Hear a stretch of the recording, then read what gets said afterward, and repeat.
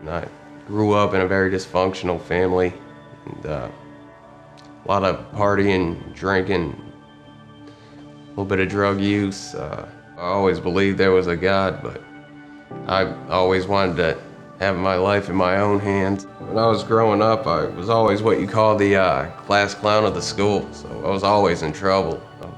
At the principal's office all the time, just doing different things that probably weren't the thing you should have been doing. I didn't really focus on my work at all. Things got a little bit less funny when I left school. I started experimenting around with prescription painkillers. That's where a lot of my problems actually began. Started to become a little bit detached. Just kind of wanted to be by myself, got quieter. I used to be a really sociable person, and when I started doing prescription painkillers, I stopped doing that. It affected my work ethic.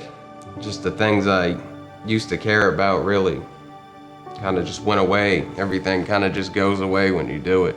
You just kind of feel numb. It's almost like I didn't care about anything, really. I just wanted to do more drugs. I got a phone call from my mom, and she told me something was wrong with my dad, and we needed to take him to the hospital. Me and my uncle came over, and we had to carry him down the stairs and put him in the car. And I got in the back seat, and I kind of put my arms around him. And we went to the hospital, and unfortunately, that's where he died, right there in the back seat, on the way to the hospital. It's really the sad thing about it. I mean, he died, and we all went home, and my first reaction is just to go get high.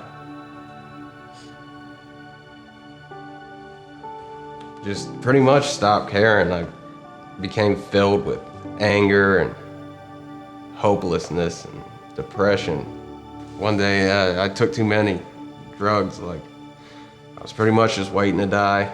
I was throwing up. I haven't eaten in a couple days, so I didn't have nothing in my stomach to throw up. That's when God came to me, or I believe it was God that came to me, and he said that you don't have to live in this hell that you've created for yourself, that there's so much better for you, you just don't realize it yet. And I just got the feeling that I needed to get out of my hometown and just go somewhere new and start fresh.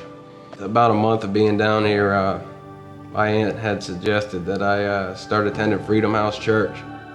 That very first time here, I guess I figured there's something here. The third or fourth week that I knew I just knew that day that it was time to give my life to Christ and just put my life in his hands and see what he could do with it. I got baptized about the end of 2014. Baptism was really exciting. It was a little bit nerve-wracking for me. It was like starting with a clean slate, pretty much. I could forget about all the problems I've had in my past and just start fresh from there on forward. God really started to show me the value of myself, and how much I was worth. And I began to volunteer, and come in and set chairs every week for the auditorium. I'd help set up for baptism, just really anything that I could do. A couple months shy into the new year, I made the decision to go back to school. Since I've given my life to God, he's changed everything. No matter how alone you feel or how dark it gets, if you give your life to God, he will change everything.